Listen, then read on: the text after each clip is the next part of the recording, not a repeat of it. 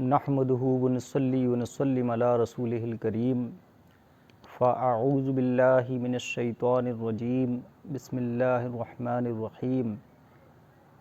Learn laws YouTube channel کے معزز ناظرین، پریویس ویڈیو جس کا ٹائٹل واٹ از وقف اور دا کریشن آف وقف تھا، اس ویڈیو میں نے ایک کمٹمنٹ کیا تھا کہ نیکسٹ ویڈیو میں وقف بورڈ اور وقف بورڈ کا کانسٹیٹیوشن، اس کا کریشن، اس کی لیگل پوزیشن، وقف بورڈ کے فنکشنز، ساتھ ہی ساتھ وقف کی گئی کوئی پراپرٹی وقف بورڈ کے ایڈمنسٹریشن کے تحت کس طرح سے آتی ہے، ان مختلف پوائنٹس پر ہم کسی نیکسٹ ویڈیو میں ڈسکس کریں گے۔ لہٰذا وہ نیکسٹ ویڈیو یہی ہے جس کا ٹاپک وقف بورڈز ہے۔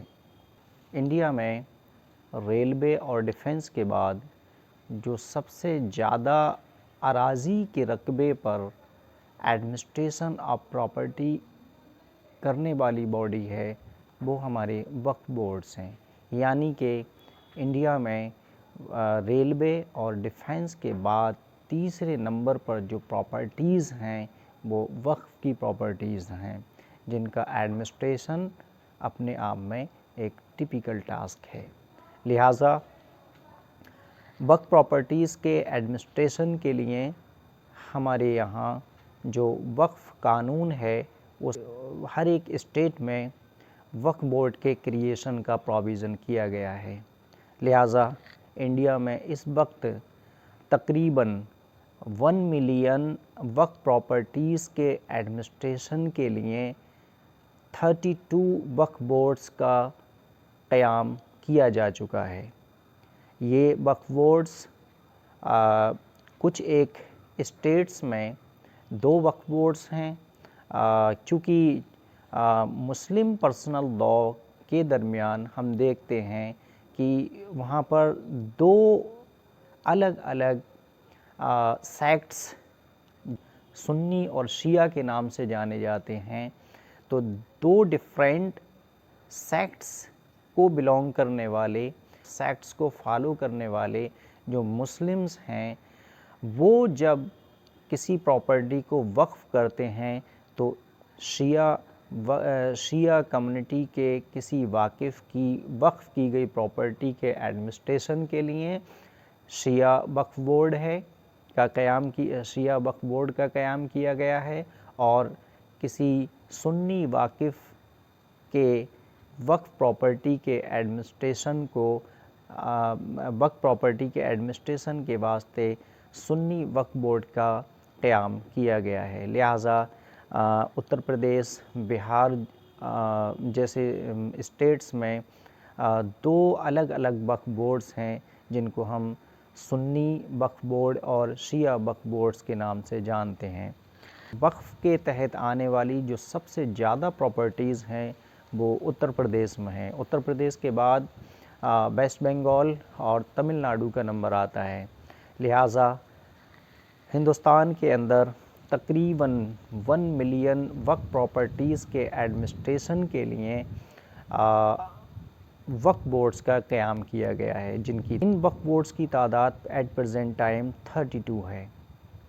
تو آئیے دیکھتے ہیں کہ وقف بورڈ کیا ہے، اس کا کانسٹیٹیوشن، اس کا کریشن، اس کا اسٹیبلشمنٹ کس طرح سے ہوتا ہے، اس میں اس کا کمپوزیشن کن کن لوگوں سے مل کر کے ایک وقف بورڈ قیام میں آتا ہے، ان وقف بورڈز کے فنکشنز کیا ہیں اور ان کی پاورز کیا ہیں۔ تو آئیے ہم اپنے ویڈیو کا آغاز کرتے ہیں۔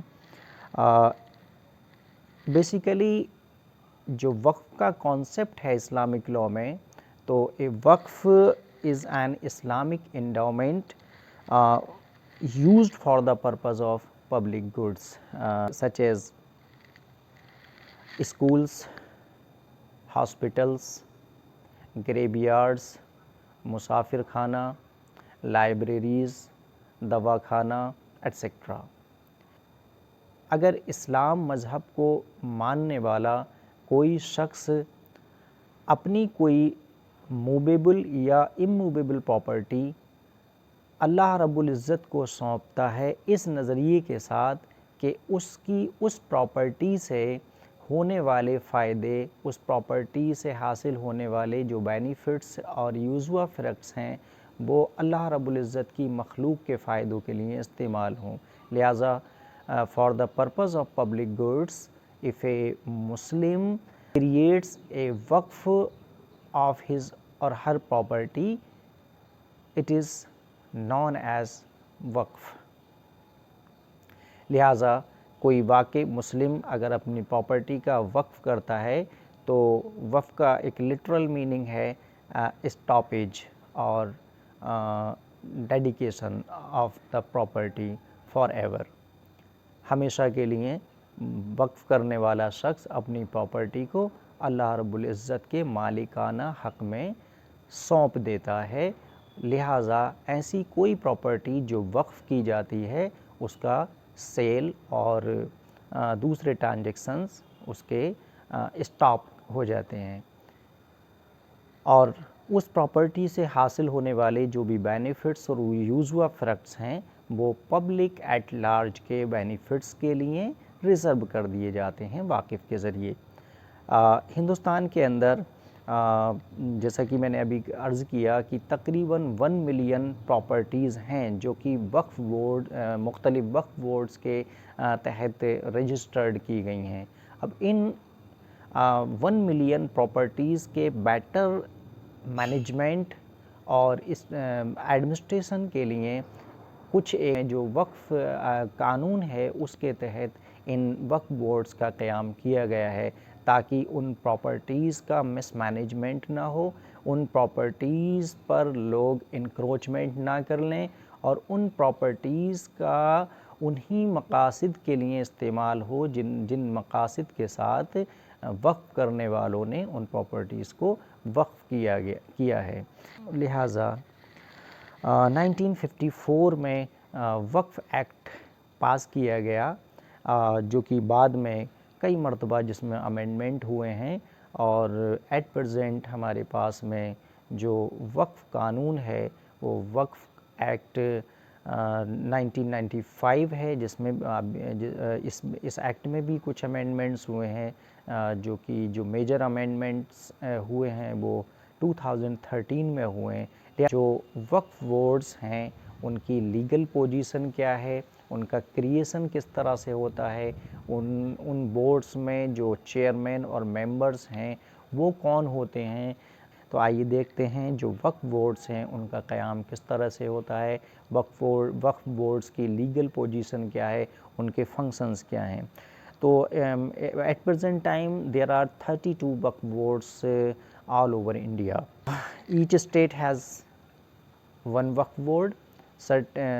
Few states have more than one waqf boards which are known as Shia waqf board or Sunni waqf board.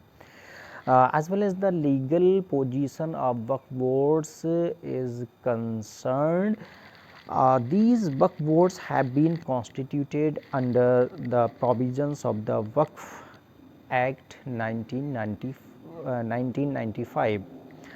The Waqf boards act as a juristic person. ان کی پوزیشن جو ہے، قانونی جو حیثیت ان کی ہے وہ ایک جورسٹک پرسن کی ہے۔ اٹ مینس کہ وقف بورڈز کے پاس کچھ ایک رائٹس ہیں، کچھ اس کی ڈیوٹیز ہیں۔ For example Waqf boards can sue and be sued, یہ مقدمہ کر سکتے ہیں، ان کے خلاف مقدمہ ہو سکتا ہے ان کے نام سے۔ باقی چونکہ وقف جائیدادوں کی، وقف پراپرٹیز کے ایڈمنسٹریشن کے لیے ان کو اتھورائز کیا ہے، تو ان پراپرٹیز کے ایڈمنسٹریشن کے واسطے ان کے پاس میں کچھ رائٹس اور ڈیوٹیز ان کی قانونی طور پر طے کی گئی ہیں۔ لہٰذا وقف boards acts as a juristic person. तो वक्फ boards are like trusts that look after all the work properties come under their territorial jurisdiction. यानी कि फॉर एग्ज़ाम्पल उत्तर प्रदेश के वक्फ बोर्ड के तहत जो भी वक्फ की प्रॉपर्टीज रजिस्टर्ड हैं उनकी देख रेख करना वक्फ बोर्ड का की जिम्मेदारी है। वक्फ बोर्ड की ये ड्यूटी है कि वो उन तमाम प्रॉपर्टीज़ की देख रेख करे उनकी जो कि उसके तहत रजिस्टर्ड कराए गए हैं। जनरली एक वक्फ प्रॉपर्टी की जो देख रेख है, उसका जो मैनेजमेंट है, उसका जो केयर टेकिंग है, वो वक्फ प्रॉपर्टी के मुतवल्ली की ड्यूटी होती है, उसकी ज़िम्मेदारी होती है। लेकिन चूँकि वक्फ की प्रॉपर्टीज़ की तादाद जो है लाखों में है और उनके लिए उनके बेटर मैनेजमेंट और एडमिनिस्ट्रेशन के लिए किसी बॉडी की ज़रूरत है, तो इस चीज़ को ध्यान में रखते हुए वक्फ कानून के तहत हर एक स्टेट में, हर एक सूबे में वक्फ बोर्ड्स का क़याम किया गया है, जिनकी ज़िम्मेदारी होती है कि वो वक्फ की प्रॉपर्टीज़ को बेहतर तरीके से एडमिनिस्टर करें। जहाँ तक कंपोजिशन का सवाल है एक वक्फ बोर्ड में कौन कौन लोग होंगे, तो हर एक वक्फ board, for example Uttar Pradesh का जो वक्फ बोर्ड है उसमें एक चेयरमैन होगा। इसके अलावा एक या दो स्टेट गवर्नमेंट के नॉमिनीज़ इस बोर्ड में शामिल होंगे। कुछ जो उत्तर प्रदेश के अंदर जितने मुस्लिम लेजिस्लेटर्स हैं, मुस्लिम पार्लियामेंटेरियंस हैं, वो भी उत्तर प्रदेश वक्फ बोर्ड की मेंबरशिप हासिल कर लेते हैं। उत्तर प्रदेश की bar council of Uttar Pradesh के जो मुस्लिम मेंबर्स हैं वो भी उत्तर प्रदेश वक्फ बोर्ड के मेंबर्स होंगे। इनके अलावा जो मुस्लिम रिनाउंड थियोलॉजियंस हैं, यानी कि कोई मुस्लिम स्कॉलर है, तो वो भी वक्फ बोर्ड की मेंबरशिप उसको भी जो रिनाउंड थियोलॉजियन या रिनाउंड मुस्लिम स्कॉलर्स हैं उनको भी, मतलब किसी एक स्टेट के वक्फ बोर्ड में कोई एक ऐसा मेंबर भी रहता है जो मुस्लिम जो थियोलॉजी का अच्छा जानकार होता है, यानी कि जो रिनाउंड थियोलॉजियन है उनको भी वक्फ बोर्ड में एज ए मेंबर नॉमिनेट किया जाता है। इनके अलावा जो ऐसी वक्फ की प्रॉपर्टीज़ हैं जिनकी अर्निंग 1 लाख रुपए या उससे कहीं ज़्यादा है, तो ऐसी वक्फ प्रॉपर्टीज़ के मुतवल्लीज़ को भी स्टेट वक्फ बोर्ड में एज ए मेंबर नॉमिनेट किया जाता है। फंक्शंस क्या होंगे वक्फ बोर्ड के? वक्फ बोर्ड का जो क्रिएशन है, इसका जो इस्टेब्लिशमेंट है, वो किस मकसद के साथ किया जाता है, यानी कि वक्फ बोर्ड को क्या काम करने होते हैं। तो वक्फ board is like a trust that look after all the properties registered under it as Waqf properties. उनकी देख रेख के लिए वक्फ बोर्ड्स का क़याम किया जाता है। तो legally Waqf boards act as juristic person. Under the Waqf Act 1995, Waqf boards have the power for the administration of Waqf properties and take measures for the recovery of loss of such properties. They can sanction transfer of property of Waqf by way of sale, gift, mortgage, exchange or lease. However, such sanctions shall not be given unless at least 2/3 members of the Waqf board vote in favor of such transaction, which is a typical process. ऐसा नहीं है कि चंद members अब मिल करके किसी property को cell करने का अरेंजमेंट कर लें, मॉर्गेज करने का अरेंजमेंट कर लें। एक टिपिकल प्रोसीजर है تاکہ وقف پراپرٹیز کا مس یوج نہ ہو سکے. تو کسی پراپرٹی کو اگر وقف بورڈ سیل کرانا چاہتا ہے, مارگیج کرنا چاہتا ہے, گفٹ کرنا چاہتا ہے, لیز پر دینا چاہتا ہے, تو اس کے لیے جو ٹوٹل نمبر آف وقف بورڈز ہے وہ 2/3 کی ووٹنگ اس ٹرانزیکشن کی فیور میں ہونا ضروری ہے. It is a very important question. How a property comes under the jurisdiction or administration of a waqf board. However, Islamic law does not prescribe such type of formalities for a lawful creation of a waqf, but certain formalities are required under the Waqf Act 1995 or for the creation of a waqf.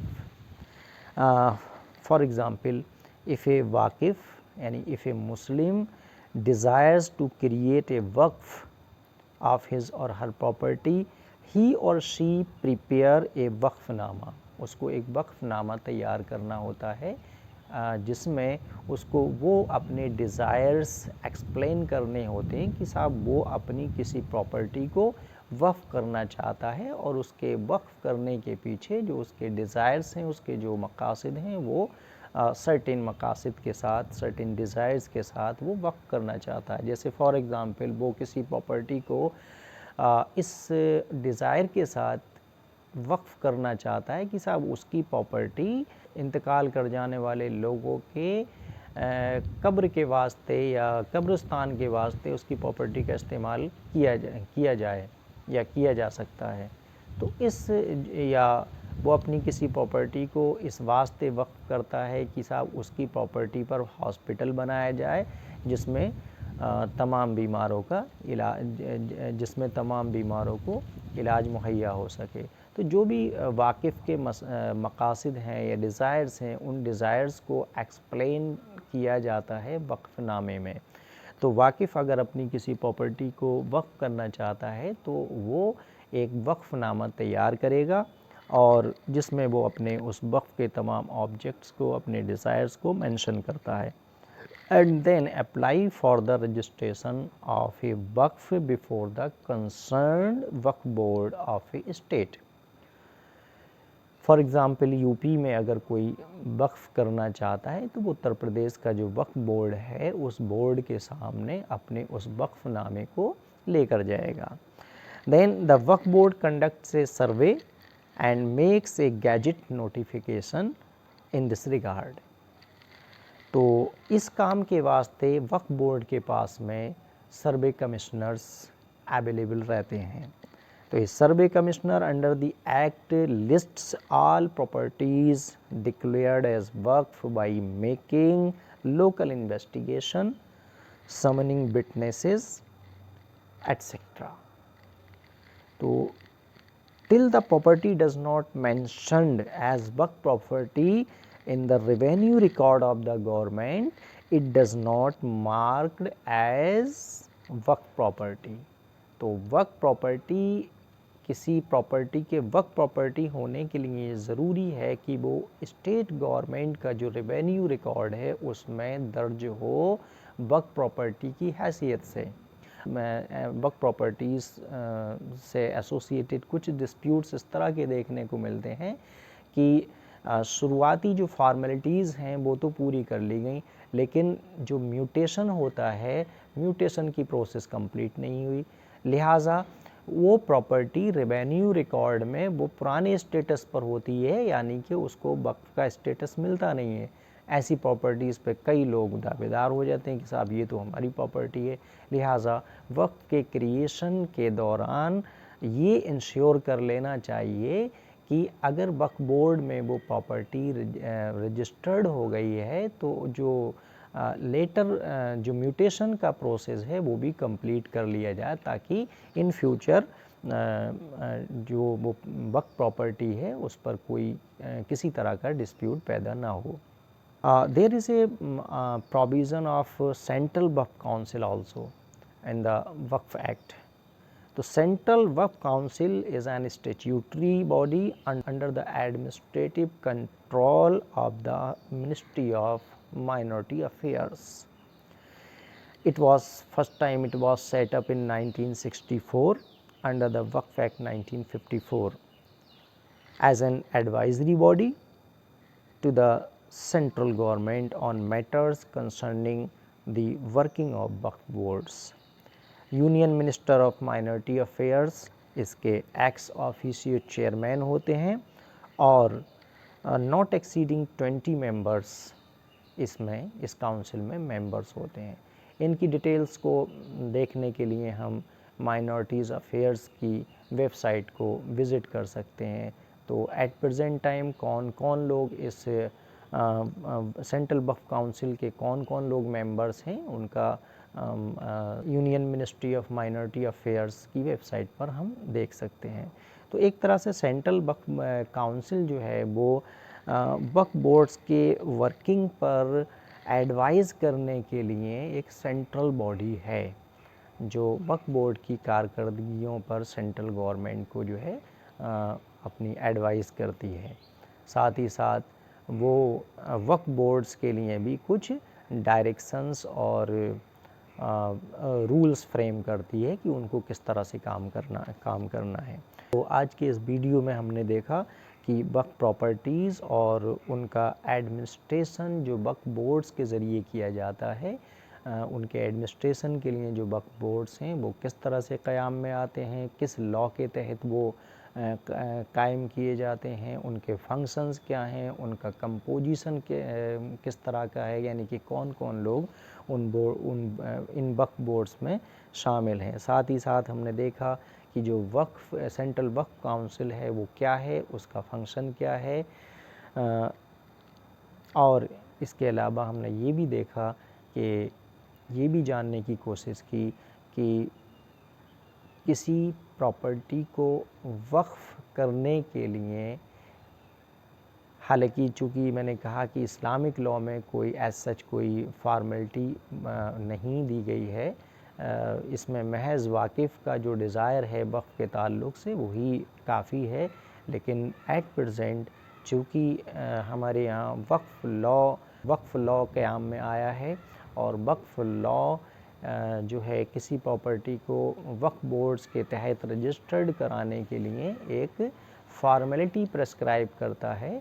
तो primarily अगर कोई वाकिफ़ अपनी किसी property को वक्फ करना चाहता है तो एक वक्फनामा तैयार करे, अपने डिज़ायर्स को उसमें मेंशन करे, और उस वक्फ के पीछे उसके जो ऑब्जेक्ट्स हैं उनको मेंशन करे, और ये वक्फ बोर्ड के सामने वो उसके लिए रजिस्ट्रेशन के लिए अप्लाई करे. वक्फ बोर्ड इस पर अपने सर्वे कमिश्नर्स के ज़रिए सर्वे कराता है और फिर एक गैजेट नोटिफिकेशन के ज़रिए किसी प्रॉपर्टी के वक्फ प्रॉपर्टी होने का ऐलान करता है.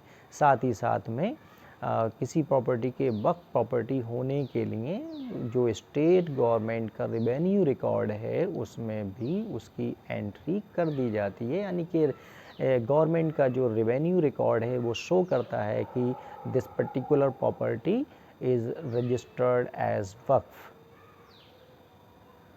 Thank you for watching this video on the Waqf boards.